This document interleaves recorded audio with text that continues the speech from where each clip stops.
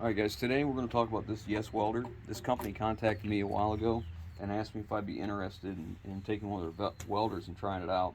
And I thought about it for a long time before I agreed to take it, and I agreed to take it under the premise that,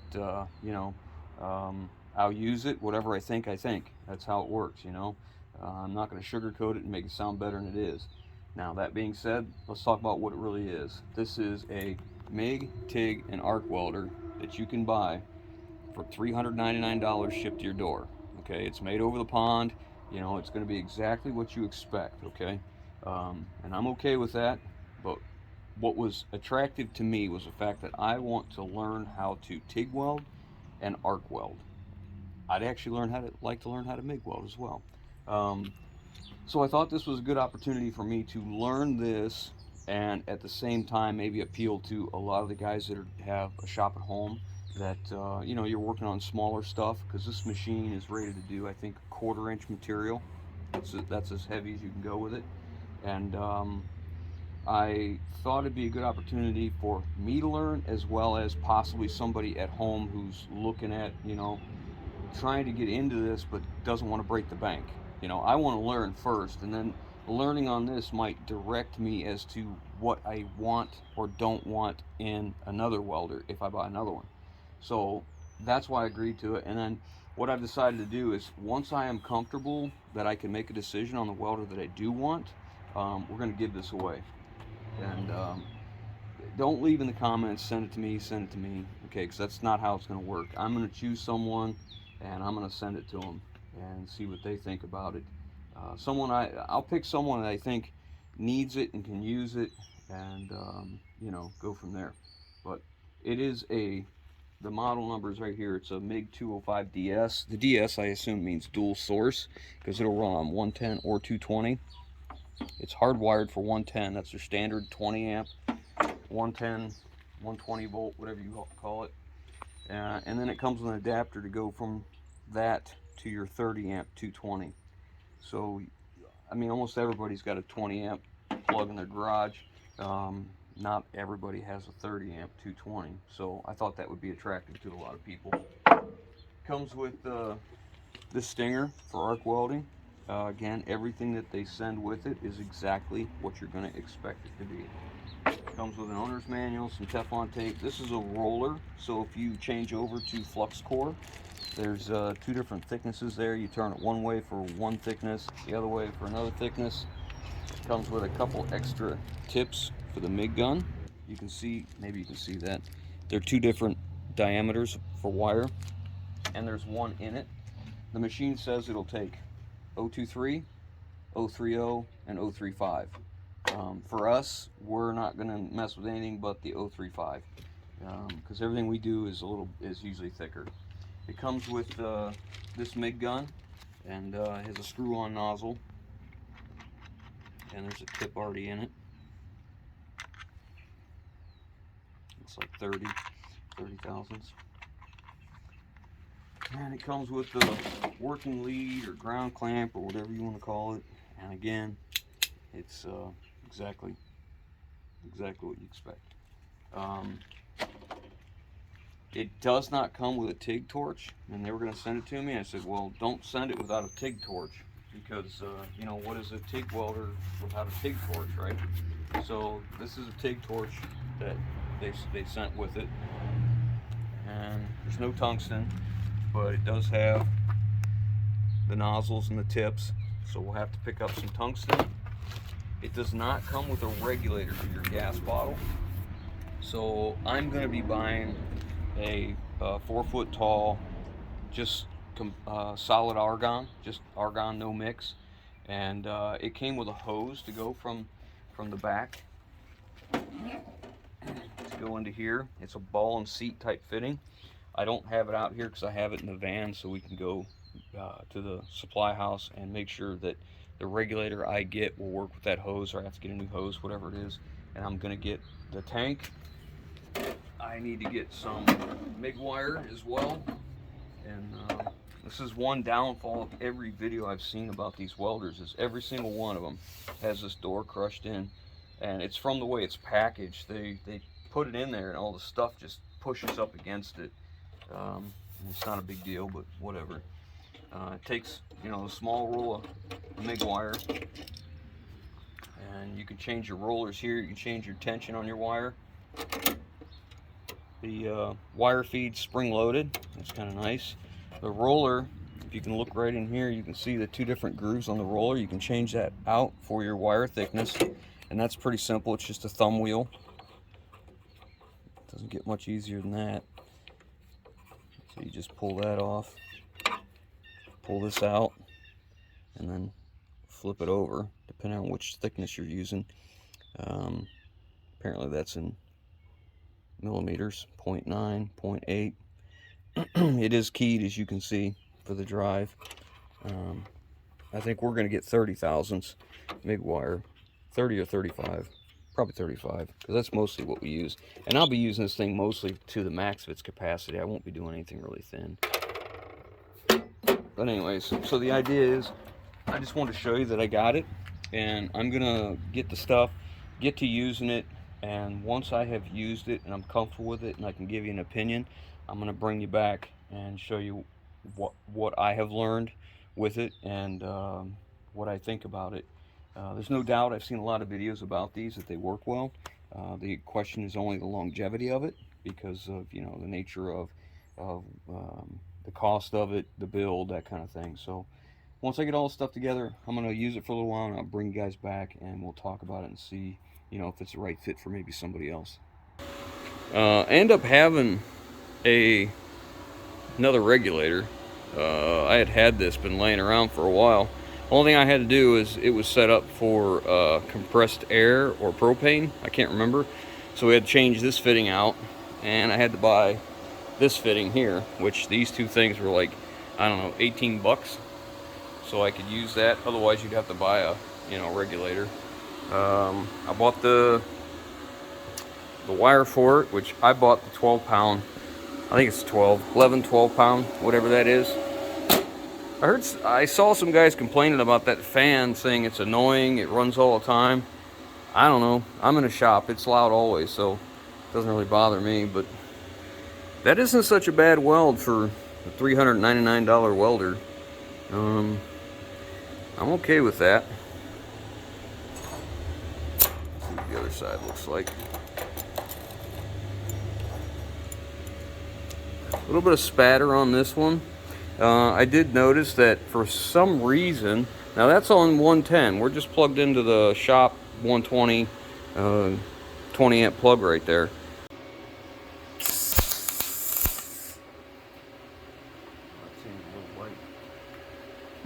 Seems a little light. See, max is out at 24 volts. So we'll go to 22. What that looks like.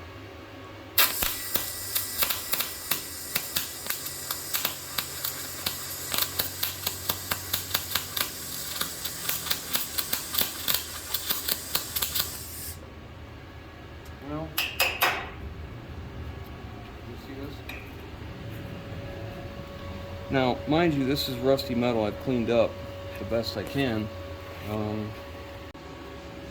See, I would like to turn the wire speed up a little bit and leave the amperage at where it's at. Give it a shot. See what we can do now. I like the gun. The gun feels good. Very.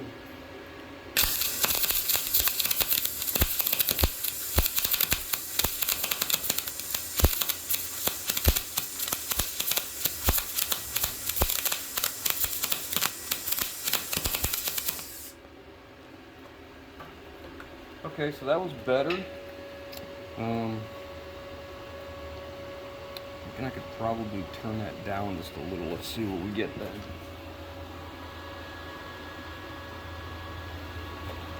Number 22. Try it. Same technique and see what we get.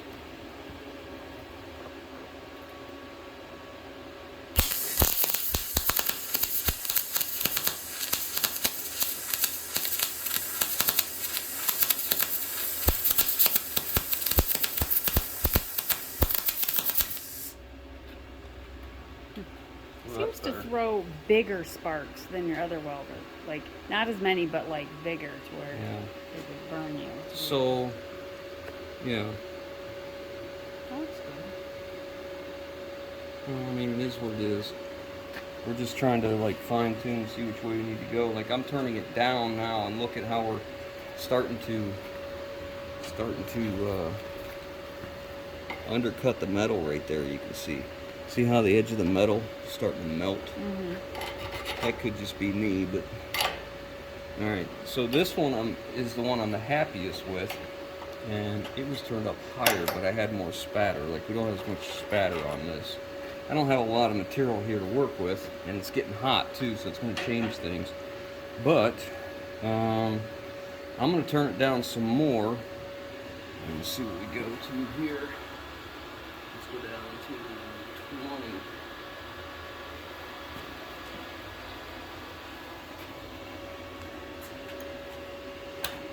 And all this is kind of new because my other welder, we didn't adjust wire speed by digital numbers. It showed from the miller, it's click and dial, That's the kind of stuff we're used to.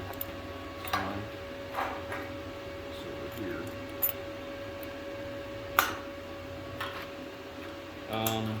This clamp doesn't have a lot of spring to it, but I'm going to try and do another short one and see what kind of results we get. I'm going to stop short of these holes in the steel. And this is old rusty stuff, so it's going to be ugly probably.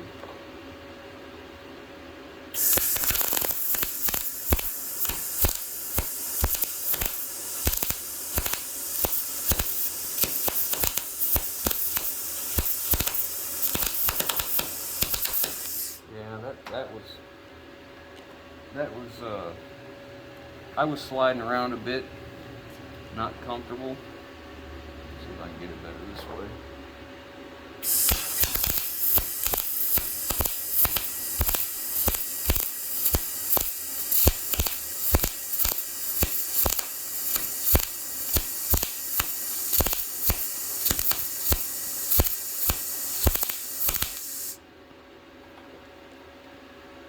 Yeah, did you hear that? It was like it would hit, then it wouldn't, then it would hit, then it wouldn't. Inconsistent.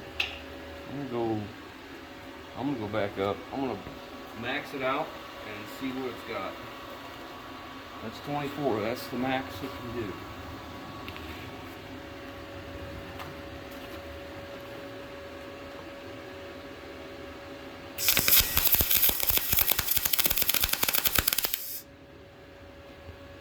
Yeah, see, that's more along the lines of what I would expect right there.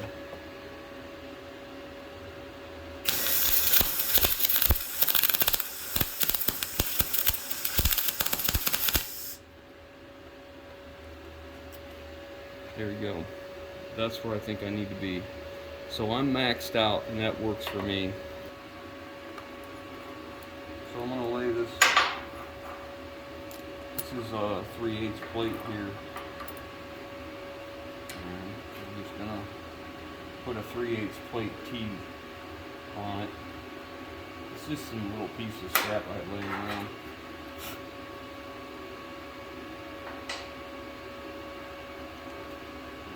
I'm gonna tack on the very ends just so they hold. One interesting thing I've noticed is it flows the argon before it starts feeding the wire, which that's pretty nice. So we're maxed out, and I got positive 10, and this is 3/8 material. Let's see what I can do here.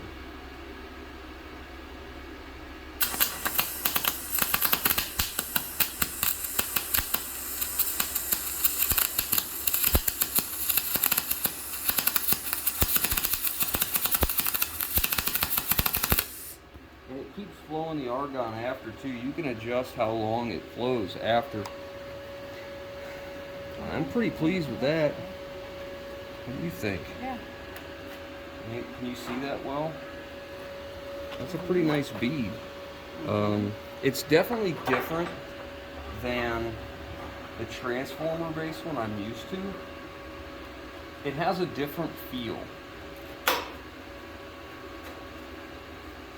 try this side and see what we can get here, because that adjustment seems pretty good. I got positive 10 on the voltage, I think.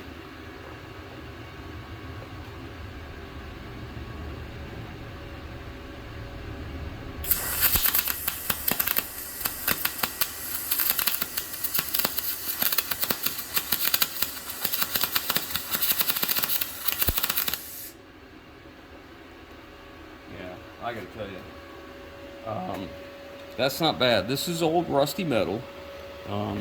That doesn't look too bad to me. Not too bad at all. Anyway, so that's on MIG. I'm using 35 thousandths wire, and I've got it set at 24 volts. I don't know why it's flashing the camera. It ain't on. I know. It looks funny, doesn't it? 166. You can see the melting of the metal, and we ended up with a fairly flat weld. You know, it's not dished, it's not humped. It's pretty, it's hard to focus on, but it's pretty flat. That's pretty good results. Okay. So now what we need to do is get some steel and actually weld some stuff that a project that we need to do. I'll live with that. Got a little bit of, hold this, and this, and this, and this. Oh, that's all.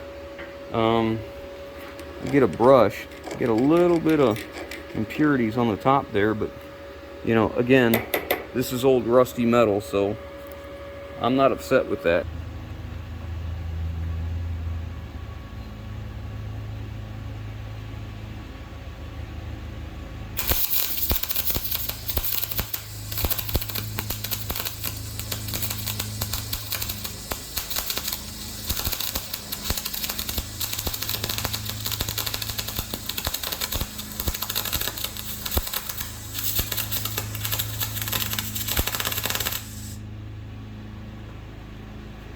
Got some spatter. Other than that, yeah, you got some spatter here and there, but it's pretty flat. It's not concave too much. You can adjust this slightly. Like, I would like to have the wire feet up just a little bit. Again, this is really crappy metal. This is old steel that was rusty, and I took a flat disc to it. So, you know, we're not gonna get, it's hot, that's for sure. Man, look at that heat transfer. Wow. So we're at the beyond the spec of the abilities of this thing. So let's see if we can adjust the wire speed up a little bit. I don't think it'll let me do that. You can go into the settings. Can you see these lights blinking? So here's amperage and here's voltage. Actually, they look like they're all blinking on here, but they're not very much.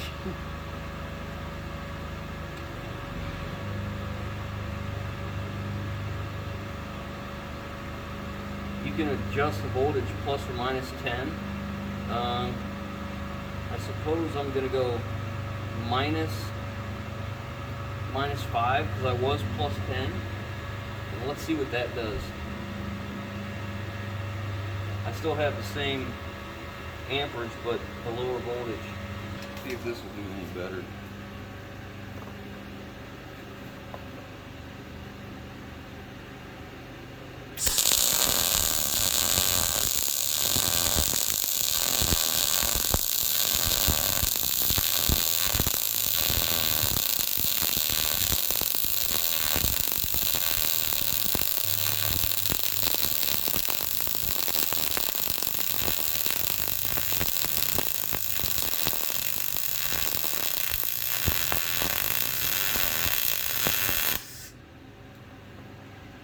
Okay, so it sounded better, but look at all the spatter I got everywhere.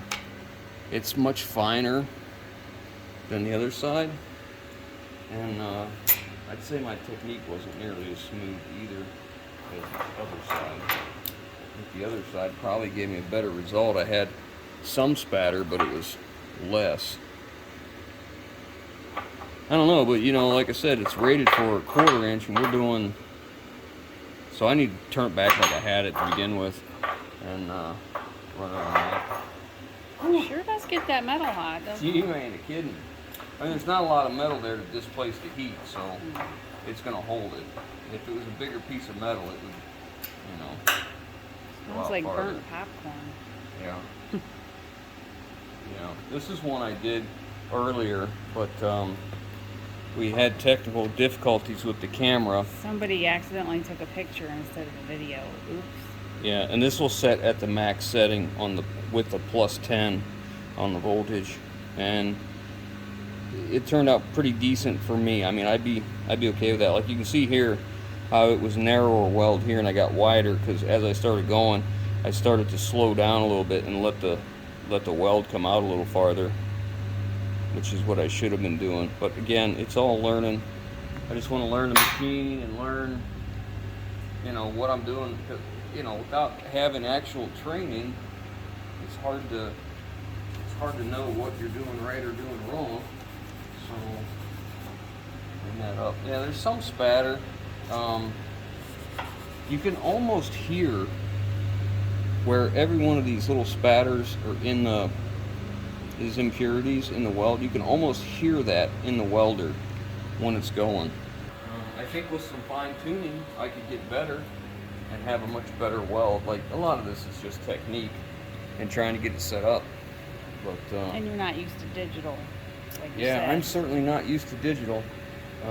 That'll be interesting to get used to.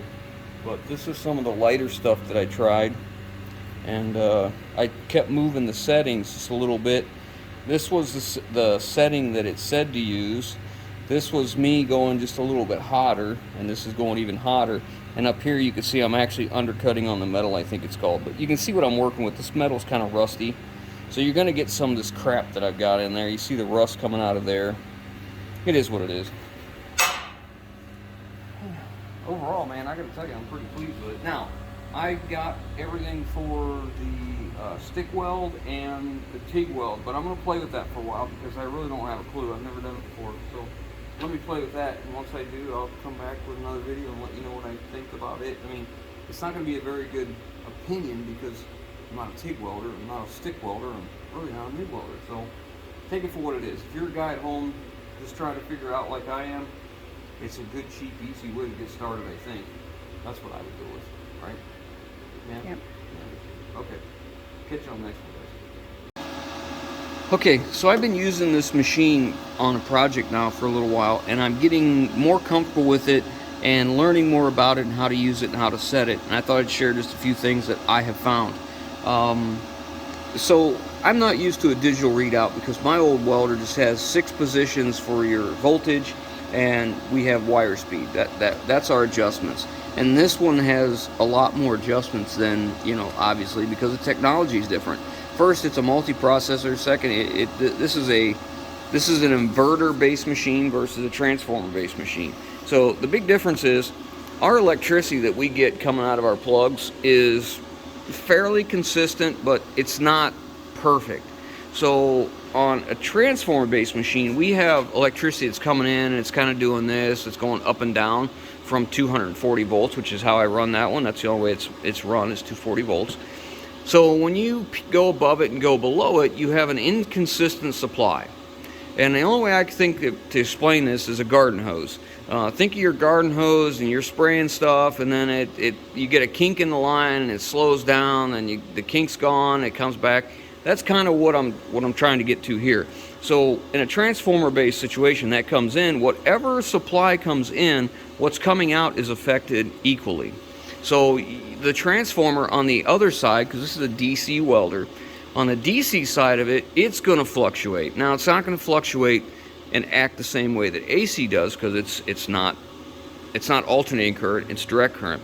But what that translates into us is the voltage and amperage that's coming out of our MIG wire and going to our weld is doing the same thing as that garden hose. It's coming up and down, which will lead us to more inconsistent welds or variations, right? So that's where a inverter based machine, I think, is technically a superior way to supply voltage and amperage, because what it does is it takes that power from that plug, and even though it's called what we call dirty voltage, it's not 100% consistent, it'll sample that voltage. So it's taken out of here, taking the voltage out of the center, that consistent voltage, right? And it alleviates those big spikes and keeps it fairly consistent, which means that what it's supplying to the end of your gun over here is more consistent, so your welds can be more consistent. Of course, you're still going to have inconsistencies in metal. Like I've had metal before where I'm drilling it, you know, and there'll be real easy drill, and then all of a sudden there's a spot that's not quite as easy. You know, it's just maybe a higher concentration of carbon, or the heat treatment process, or who knows. But anyways, let's get back to this. The point is, I think this technology makes welding for guys like me a whole lot easier because they're auto sets. I'm not familiar with these digital settings, so this is all new to me. My miller just had 6 positions for my voltage and wire speed, and that was it. Everything else was basic, you know. And I learned that, and I did okay with it. Well, now with this one, it's an auto set, so you can come in here, and even though it's an auto set, you can still kind of tweak some parameters. So this one's plugged in right now just to a 20 amp shop plug, 120 volt. One thing I forgot to mention was when you plug into 240 volts with this adapter, there's nothing to change on the machine. The machine will recognize it's 240 volt and allows it to go higher. For instance, right now, if we look at the settings, the highest I can go right now is 2.9 millimeters thick of material because I'm on 120. When you go to the 30 amp 220, it allows you to go higher millimeters on your thickness, because obviously your supply voltage is higher, so therefore your output can be higher. So what I've learned so far is when you auto set, it automatically sets the two together, okay? So if you want to set up for the first time, you can come down here to thickness. Like I said, 2.9 millimeters is as thick as it's supposed to do on 120. I don't know what 2.9 millimeters is off my head, so I downloaded a chart to my phone that I found online that has a conversion from millimeters to fractional metal. It's close. So then I start with that, and once I get it, I'm touching the wrong button. Once I get it to the thickness I think, then I come over to the voltage, and I find that I like the voltage about five points higher than what they recommend. Now, when you're doing this, it allows you to go from their 0 setting, which is their recommended, which is right here. You can go -10 from their setting on the voltage, or +10 without changing your amperage. Now, I typically weld with this machine, let me get back over here, at a +4, and that seems to work for me, a +4 on the voltage. So when I go up to +4, it doesn't change my amperage, just my voltage. And another thing I found is that if I change the inductance on this, it also allows you to go positive and -10 on there as well. What I find is when I change that to a +4 as well, or +5, somewhere in there, the welds that I'm putting down seem to be more fluid and less rigid on the edges of the puddle as it moves. So it's a much more uniform weld for the way I weld. When I go to the 0 setting or the negatives, the edges of the puddle are much more rigid, sharp, and defined. So I guess it just depends on what you're looking for, but those are just some settings I've been messing with, and I've realized how they affect the way I weld. So the next one is this T2 or T4. I don't know what that actually stands for. I'm just assuming that 2T is what it really is. It means two touch. You pull the trigger, that's one touch, and it welds. It charges you with wire and gas the whole time you're squeezing the trigger until on the next touch you let up. If you put it on 4T, you pull the trigger and let up, and it can, when you pull the trigger, it feeds gas and wire to the torch, and you let up, and it continues to feed that same consistent speed and gas flow until you touch the torch again and let go. So there'll be 4 touches there, I'm assuming. I don't really know, but I always just use a 2-touch because I don't have a problem with that. I could see where the 4T would be good when you're doing a lot of production welding or really long welds, but I don't know, I just use a 2T. The next is the actual welding process that you're choosing. And if you notice, the numbers are changing as I go through all the different types of welding this machine will do. This is MIG-CO2. This is mix argon. This is stick weld.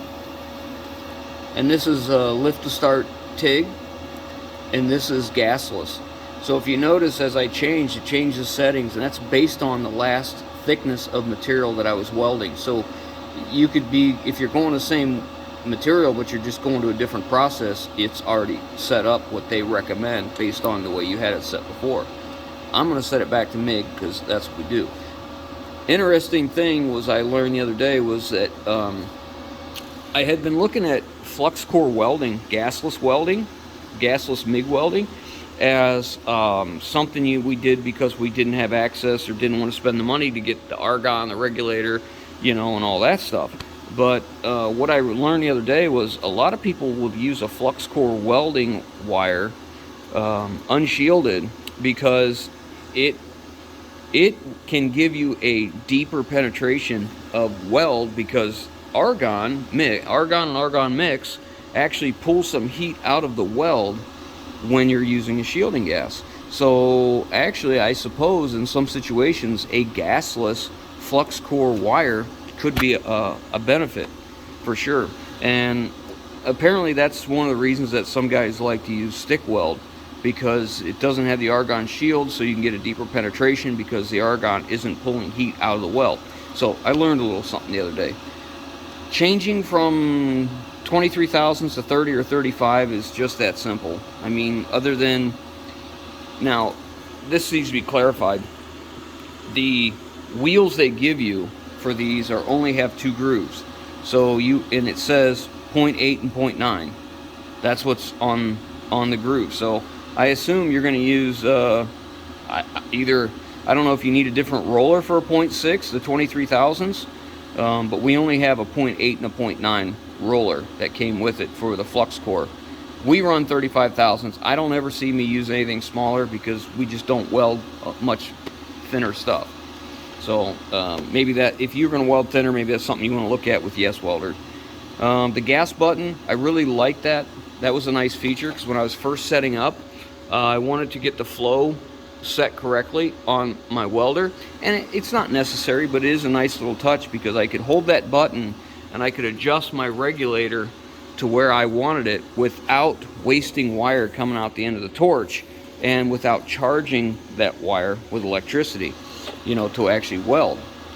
So a little safer, you know, could be, but that was a nice touch. And then this is the wire feed. The wire feed was really kind of a nice thing too, because as I put the MIG wire in, I used, this is I believe a 12-pound spool, 11 or 12-pound spool, I don't remember what it was, of 035. When I wanted to feed it through here, I was able to push the wire feed button, and what it would do is, as you held it, if you held it long enough, it would speed up, and when it sped up, that, like it was meant to actually fill the liner in the gun, it sped up, and again, it doesn't charge the wire with electric or waste the gas. You're just literally running the drive motor, that's all. So that was helpful. But I've learned an awful lot about the machine. There's no question in my mind, it will, as far as MIG welding is concerned, it will do what it says it'll do. It's been doing just fine. Of course, the big question that we're all going to have is longevity. We need to see how long it'll last. My intentions are to give this thing away. The thing is, I don't know if I can give it away in order to give it away, or in order to get a good idea of what I think of the machine. I'm gonna have to use it for a while and then give it away. So I expect this to be around for 6 months or so, maybe more. We'll see how it goes and see how it works with what I'm doing in my dirty shop, and we'll go from there. But that's all I got for the MIG welding part of it. I've been pleased with it. I think for the price point and what you're getting and what you can do and learn, I think it's a good investment for me. If I had to buy this, I think it would be definitely something I would consider. And I'm anxious to get into the arc welding and the TIG. I bought all the stuff to do it, but I don't want to talk about it yet because I've never TIG welded, I've never arc welded, stick welded, whatever you call it. And I want to get some time trying it and see what I can do and figure out before we talk about it. But anyways, like I said, I think for the money and the fact that it's a dual source, either your standard 20 or your 20 amp 110 120 volt or 30 amp 220, I think it works okay. It has done more and done better than I expected. So anyways, I'm gonna get back to welding. Alright, so we've been using the S-Welder an awful lot on 110, and I have tripped the breaker numerous times.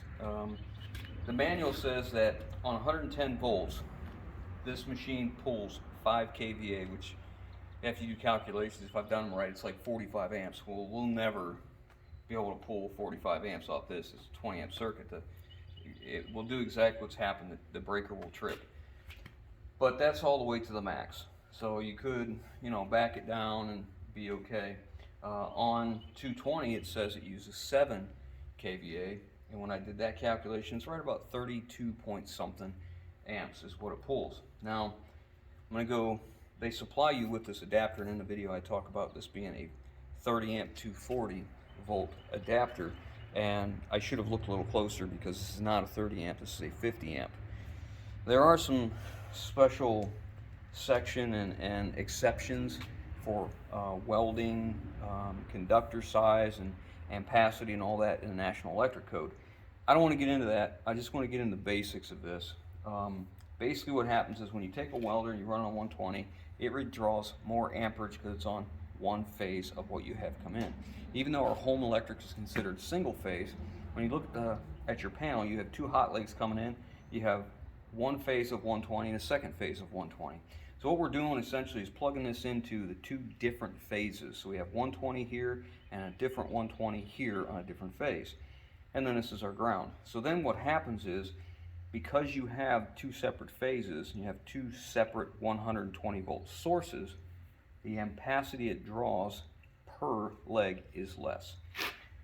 So when I come to this, I looked at this, I was getting ready to go plug it in 220, and I went to go do it, and I looked at it and I thought, this is a problem. I'm not going to get into the ampacity of the wires, of what they used and all that stuff. I have opinions about that, but it's not fact, it's just preference.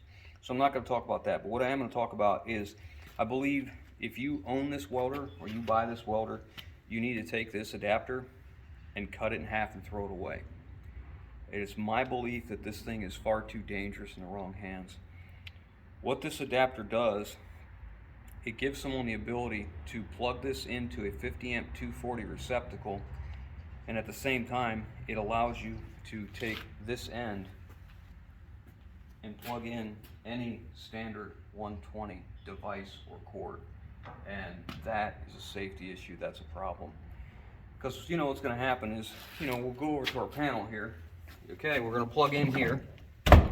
Now that thing draws 32 amps. This plug is a 50 amp breaker. Technically I should probably take this down to a 40 amp breaker for this, just for this welder. Well, the real problem is someone's going to be like, man, that's a long distance here, and I don't want to go buy a 50 amp cord. I know what I'll do. I'll just grab my extension cord here, and I'll just plug my extension cord in to this, and then I can just stretch my extension cord over to where welder's at. So then what happens is this plugged in, and this cord comes over here,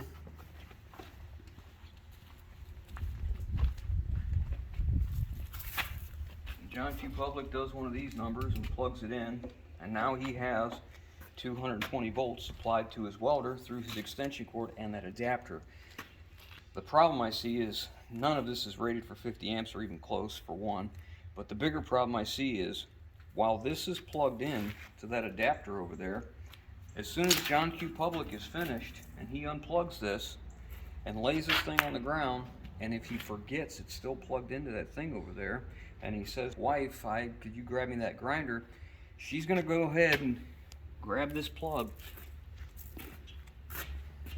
and plug it into our 110 device here, which in a standard situation we have one hot, one neutral. Neutral is carrying an unbalanced load, and we have an equipment ground. That's this one. The ground is for personal protection. So what we've effectively done, this tool right here doesn't use a ground. Okay, it's basically using, it's a plastic body and it's insulated, so it doesn't require ground. So when we plug this into 220, we have effectively let all the smoke out of this, and really bad things could happen. I don't like to use big words and scary tactics, but just imagine if you put 250 volts and the possibility of 50 amps through a device that's rated 5.5 amps is all it's rated for. So to me, that adapter is a safety issue. My advice to you is to take this adapter and dispose of it properly so it can never be used in that capacity, ever. So I've talked to Yes Welder, and I expressed my concern about this adapter, and I said, you know, at first they said, you know, we can't plan for any misuse of our equipment. I said, I get that, but it's not just misuse. This is dangerous, and it shouldn't be. So I explained to them what a simple solution would be, and it really wouldn't be a huge cost, is to simply put the 220 cord on the machine, permanent, and make your adapter go from 220 down to 110, because the worst that can happen at that point is if this is 110, this is a source sensing. It sees what voltage is coming in, and it changes the abilities of welder accordingly. So it's not going to hurt the welder. The worst thing going to happen is going to aggravate somebody because it tripped. So they said they looked at it, they talked with their engineers, and they may take my suggestion, and we'll see what it is. But if you have this, it is my advice to you is to throw this away. You don't want to accidentally get 50 amps put to whatever you're working on. It could be a really bad day.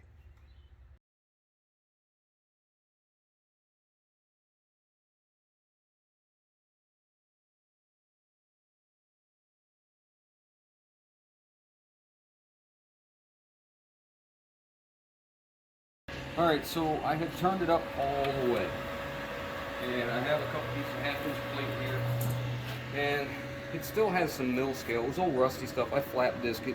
I got it just tack welded just to hold it in place, and now we're going to see how well it can do on 220. I think I'm going to do half and half. I'm going to do 3. I'm going to see if I can do a little bit, adjust it, and then do it again.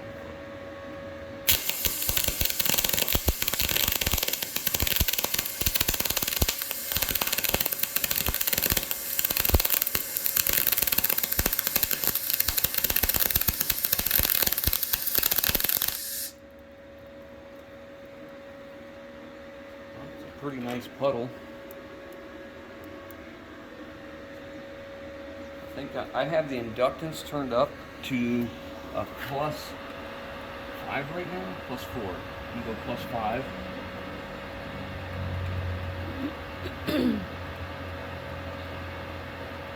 And I have the voltage up +5 as well. So I'm going to turn it down slightly. Come on the voltage side. Now we're going to leave it there. Turn the inductance up just slightly and see what we get then. I'm going to leave a space between what I did and the next one.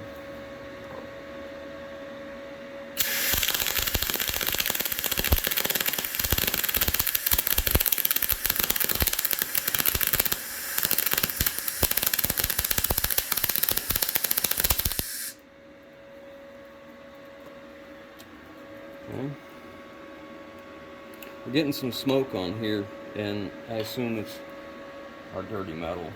I'm going to turn this down on the voltage. We're at 24.3 right now. It just lets me, I can only adjust the amperage. So let's go down to 190. There's not a chart for recommendations, just auto set. And I had that up as high as it would go. I just want to see what it will do going slightly down some.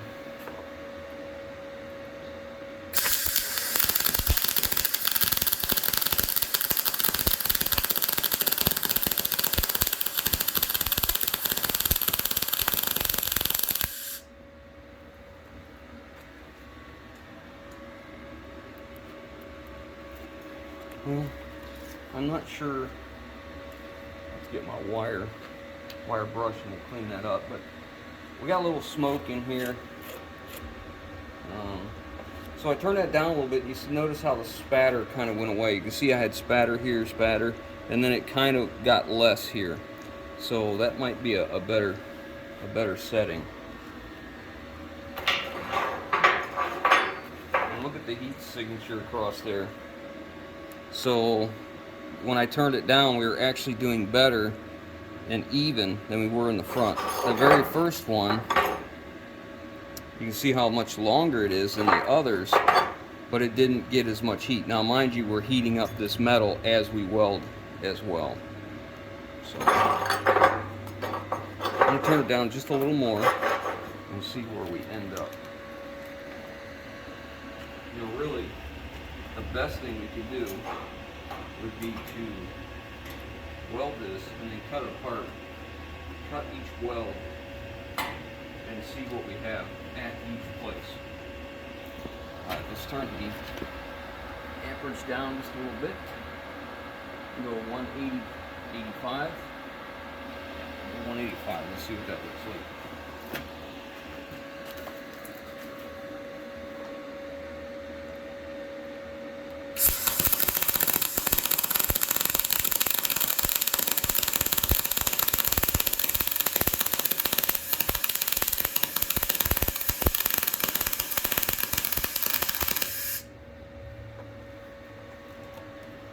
Okay, so we still have a fair amount of spatter. It was pretty hot down here.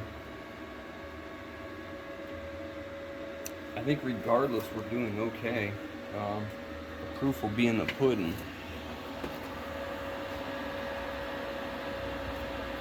Voltage down to 180.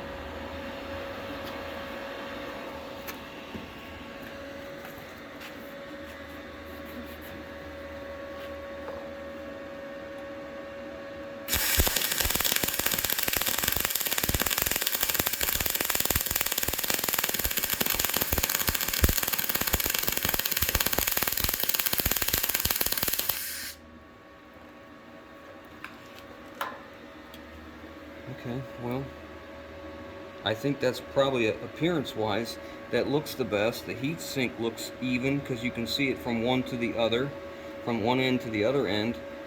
So it looks like we have a uniform weld as well. The width is the same, it's flat. Alright, we're going to go down just a little more and see if we're getting the same results. 175. And again, I'm just playing with this because I really don't know anything about what I'm doing.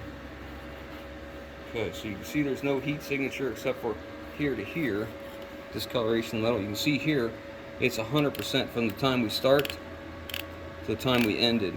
We didn't have that here, but we did have it here. So we might be on to something.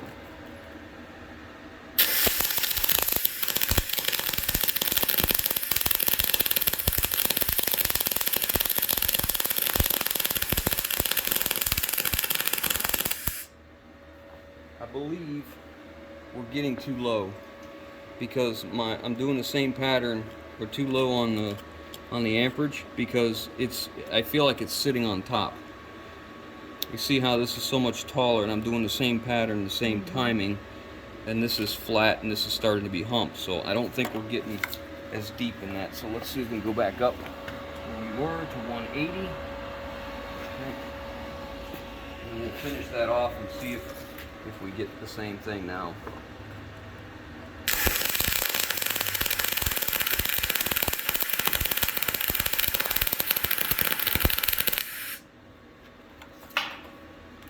Yeah, I would say. Yeah, I feel like 180 is bringing us right back where we should be. And it's kind of cool. You can see in the end of it, even though I got off a little bit because I'm kind of running out of travel with my arm. I don't know, pretty interesting. Maybe in another video I'll cut these apart and get a look at them. But I got to tell you, I'm not upset with those results. The only drawback I see to this welder at all was that cord. You know, that adapter. Otherwise, I'm pretty happy with that. You can see how as I went down, the spatter got better until we got to the 180. So we'll reference that. So if we're running 1/2 inch plate, we'll make note that it's 180 and 22.9 volts. Because that's not too bad. That's good for me, that's for sure. So we got a lot of projects going on right now with welding, so we're going to be putting this thing through its paces. I have it on the 30 amp cord and a 30 amp plug, and you saw we turned it up high and we didn't trip a breaker. I think we're running acceptable. I got to tell you, I think that setting we have now is probably the best, because that's this one right here and that's that one right there. That's a pretty hot piece of metal. But yeah. Anyways, I think with the little bit of change that we did, the only question about this welder is how long will it last? You know, we talked about this being about 10 foot. I think it's 9 meters is what it's called, so it's going to be a little under 10 foot maybe, regardless.